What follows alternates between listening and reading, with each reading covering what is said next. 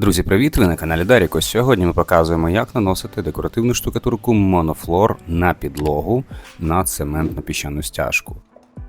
Якщо стяжка поганої якості, її обов'язково проходимо діпґрунту і приклеюємо скловолоконну сітку на спеціальний матеріал Аквагель, щільно закатуючи її валком або можна шпателем наносити, і відповідно після її повного висихання ми можемо приступати до нанесення першого шару Монофлор.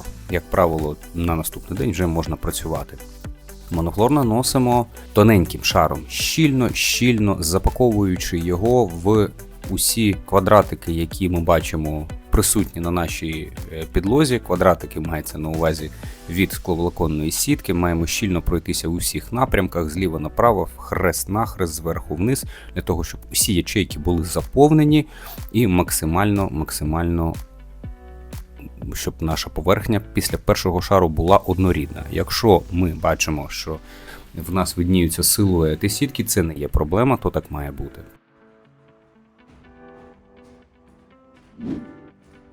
Перший шар ми шліфуємо на наступний день, наждачка 40-ка, і приступаємо до нанесення другого шару монофлора. Вони є базовими для того, щоб приховати силуети сітки та створити каркас, на якому фактично і буде все триматися.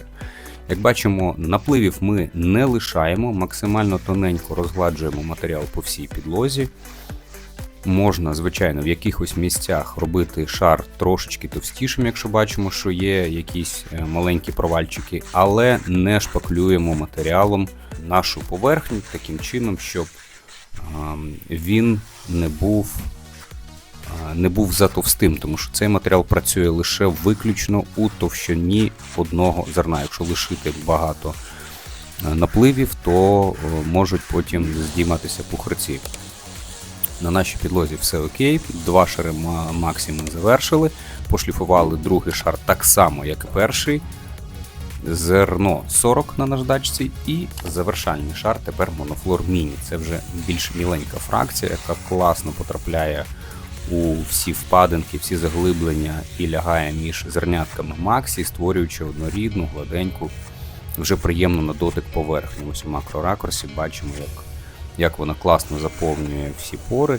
Можна на великих об'ємах її накладати от такою хвилею і відповідно на здир знімати всі залишки. Така сама процедура шліфування, наждачка 40-ка і відповідно останній заключний четвертий шар Монофлора Міні.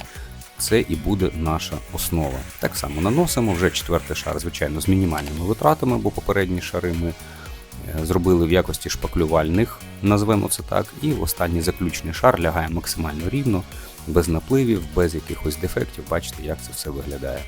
Так само другий шар міні ми шліфуємо, наждачка 40-ка, прибираємо пил бажано пилососом і знепилюємо нашу поверхню за допомогою матеріалу Deep Grunt.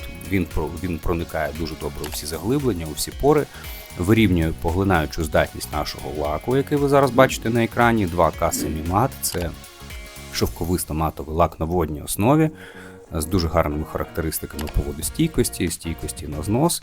Накладаємо його двома шарами, якщо це приміщення з помірним навантаженням, або 3 шари, якщо це приміщення з великим експлуатаційним навантаженням. Через 3 тижні матеріал ідеально миється, стійкий до хімічних забруднень побутових, можна рухати предмети, меблі, ходити на підборах, але робити це обережно. Дякуємо, що додивилися це відео до кінця. Сподіваємось, що воно було дуже корисним для вас і буде класним відеотюторіалом для вашої майбутньої діяльності. Не забувайте, що ми є в Інстаграмі, що ми є у Фейсбуку, що ми є в Тікток, майже скрізь. Даріко, штукатурка для професіоналів.